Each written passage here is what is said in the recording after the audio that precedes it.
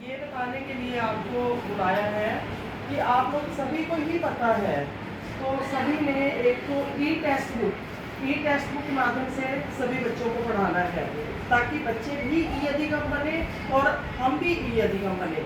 जैसे हर हफ्ते मैं भी ई अधिगम बन रही हूँ, मैं होमवर्क बच्चों को सेंड करती हूँ, आप भी सेंड कर रहे हो, होपफुली करते हो सारे। हर महीने आप, हर हफ्ते आप बन रहे हो ये अधिगम। तो टेक्स्ट बुक आपने प्रयोग करनी है। डिजिटल बोर्ड का ज़्यादा से ज़्यादा यूज़ करना है। दीक्षा की जो ट्रेनिंग्स आती हैं हमारे इस फोन पे, वो सारी आपने SCERT के माध्यम से और डाइट मोड़ा हमारी टाइम टू टाइम ट्रेनिंग करवाते हैं। जितनी भी ट्रेनिंग करवाते हैं और जो सीख के आते हैं वो आपने बच्चों को बताना है। और जो हमारी SCERT से दीक्षा की ट्रेनिंग होती है, उनका लिंक आता है, तो वो सारी ट्रेनिंग भी आपने अटेंड करनी है। ठीक है। टैब का यूज़ ज़्यादा से ज़्यादा जो डिपार्टमेंट ने हमारे बच्चों को दिए हैं वो बच्चे भी यूज़ करें और आप भी यूज़ करो। ब्लैक बोर्ड का यूज़ करो। एज ए मेंटर आप जो है बच्चों को बताओ कि आपने पेपर की तैयारी कैसे करनी है, आपने होमवर्क को कैसे करना है। तो ये सारा ई टेस्टिंग पे है। TLM ज़्यादा से ज़्यादा यूज। हर क्लासरूम के अंदर चार्ट बना के लगाओ, उसको वेल प्रिपेयर करो। जब अच्छा चार्ट बनाएगा उसको पता चलेगा सिलेबस के अंदर क्या है। डिजिटल बोर्ड कैसे यूज़ करना है, स्टूडेंट को भी यूज़ करना आना चाहिए और टीचर्स को भी यूज़ करना आना चाहिए। कई बार जो है टीचर यूज़ कर रहा है उसको, बट स्टूडेंट को नहीं आता, तो स्टूडेंट को भी यूज़ करना आना चाहिए और टीचर्स को भी यूज़ करना आना चाहिए। एक वेबसाइट है जो भिवानी बोर्ड से बनी हुई है हमारी, board of school education level में। उसमें वेबसाइट पे टाइम टू टाइम हमारे भिवानी बोर्ड के एग्ज़ाम पेपर, लास्ट ईयर के पेपर आते हैं। वो पेपर हमें पता है कि हर साल हमने बच्चों को करवाने ही करवाने हैं। अभी जैसे सेट का एग्ज़ाम शुरू होगा, तो लास्ट ईयर सेट में कौन से क्वेश्चन आएंगे 3 सालों में आप बता सकते हो, बच्चे को बता सकते हो, ताकि बच्चा सेट के एग्ज़ाम में अच्छे नंबर ले। तो लास्ट 3 इयर्स के बोर्ड के एग्ज़ाम की तैयारी भी आपने टाइम से ही करानी शुरू कर देनी है। वो आप प्रिंट आउट निकालो और बच्चों को दो, ताकि बच्चे जो है उसकी तैयारी करें। जब हम लास्ट में देते हैं उतना टाइम नहीं होता कि वो हमारे पेपर को अटेम्प्ट कर पाए। 3 सालों के पेपर 4 कोड होते हैं और उनको अटेम्प्ट करना भी बच्चे के लिए मुश्किल हो जाता है। वो हमारे पास टाइम होता है 15 दिन और 1 महीने का, तो उसकी तैयारी अभी से ही करवाई जाए। ड्रॉप आउट स्टूडेंट्स हमारे जो है बिल्कुल 0 रेट होनी चाहिए ड्रॉप आउट स्टूडेंट्स की। हमारे विद्यालय के अंदर कोई भी अभी तक जो है ड्रॉप आउट बच्चा है नहीं, और अगर बाई चांस कोई ऐसा है तो हमने उसको सर्च आउट करना है, ताकि कोई भी बच्चा जो है बिना एजुकेशन के ना रहे। आज मेरे पास एक बच्चा आया था, तो वो हमारा ही स्कूल का बच्चा था, तो कोई बात नहीं, हमने उसको बोला कि मोस्ट वेलकम, अगर कोई ऐसा बच्चा है तो उसको भी लेके आओ। ड्रॉप आउट रेट जो है एडमिशन की बिल्कुल क्या होनी चाहिए, 0। कोई भी बच्चा ऐसा ना हो कि जो शिक्षा से वंचित रहे, जो हमारे डिपार्टमेंट एजुकेशन सरकारी स्कूलों में दे रहे हैं हमने हर बच्चे को देनी है।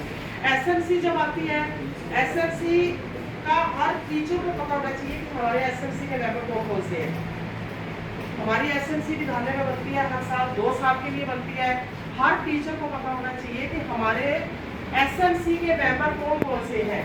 तो जब भी आप क्लास लेते हो, जब SMC के मेंबर आते हैं, मीटिंग लेते हैं, आप उनको बताओ कि आप के बलाना के या आसपास के गांव के बच्चे स्कूल की 100% स्थिति नहीं है, तो 100% अटेंडेंस जो है वो होनी चाहिए बच्चों की। तो इसके लिए हम अपनी SMC को भी अवेयर कर सकते हैं, उनका सहयोग ले सकते हैं। हमारी SMC बहुत अच्छी है, उन्होंने विद्यालय के विकास के लिए बहुत काम किया है, तो अटेंडेंस को 100% करने के लिए भी वो हमारा पूरा सहयोग करेगी। जब बच्चों की PTM होती है, जब बच्चों की SMC, हम विद्यालय के अंदर अपनी SMC बुलाते हैं, तो आपने हर एक को अवेयर करना है कि बच्चों को ज़्यादा से ज़्यादा स्कूल भेजें, उनको रोकें, गुरुद्वारे में अनाउंसमेंट कराएं, मंदिर में कराएं, मस्जिद में कराएं, लेकिन बच्चे जो है 100% उपस्थिति होनी चाहिए, ताकि बच्चा हर रोज स्कूल में आए और उसको पता चले कि क्लास के अंदर क्या काम हो रहा है। 0 रेट करना है अपने ड्रॉप आउट को, ये भी हम SMC के माध्यम से और पेरेंट टीचर की जो मीटिंग बुलाते हैं उसके माध्यम से बोल सकते हैं। तो ये चीज़ है। अभी मीटिंग भी हमारे परसों हुई थी, तो डिजिटल बोर्ड की जो फैसिलिटी सरकार ने दी है वो हमने यूज़ करना है, और मैंने डिमांड भी दे दी है कि हमारे इतने क्लासरूम में जो प्रोफोर में हमारे भर्ती गए हैं उसमें कि मेरे को 10 और 12 क्लासरूम के हिसाब से और चाहिए। तो वो होपफुली कि आने वाले टाइम में हर क्लास के अंदर होगा। लैब हमारी बनकर तैयार हो जाएगी और अलग अलग लैब उसका भी हो जाएगा, बच्चों को अच्छी एजुकेशन मिलेगी। तो फिजिक्स केमिस्ट्री के मॉडल बनवाओ, चार्ट बनवाओ, TLM का ज़्यादा से ज़्यादा प्रयोग करो। SLC को आप बताओ, जैसे अभी एक बच्चे का इशू आया था कि वो बच्चे CWSL बच्चा है, लेकिन उस बच्चे का घर से पेरेंट्स नहीं आ पा रहे हैं, उसकी एडमिशन नहीं हुआ है। तो अगर वो बच्चा मैसेज नहीं दे पा रहा है तो चाहे हमें खुद उस बच्चे के घर जाना पड़े या वहाँ सहारनपुर के जो बच्चे हैं उनके माध्यम से उनको मैसेज भेजना, तो उनके पेरेंट्स, जब तक पेरेंट्स को मैसेज नहीं मिलेगा तो वो कैसे बच्चे का एडमिशन कराएंगे। तो अगर बाई चांस उसके पास मैसेज नहीं होगा तो एक दो बच्चे को फीस मैं भी अफोर्ड कर सकती हूँ, ऐसी बात नहीं है। आप उस बच्चे की फीस भरो, बाद में हम उनके साथ कर देंगे, पेरेंट्स के साथ जुड़ेंगे। लेकिन कोई भी बच्चा फीस की वजह से एजुकेशन ना ले, वो हमारे लिए जो है वो ठीक बात नहीं रहेगी।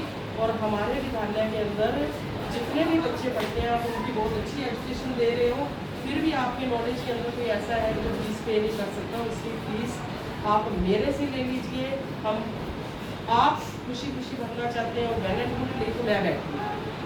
अगर कोई बच्चा वहाँ से यहाँ तक आने में भी कहता है ना कि मैं आपका बस का ऑटो का किराया नहीं दे सकता, उसका किराया भी मैं दूँगी, लेकिन वो बच्चा डेली क्लास के अंदर आना चाहिए।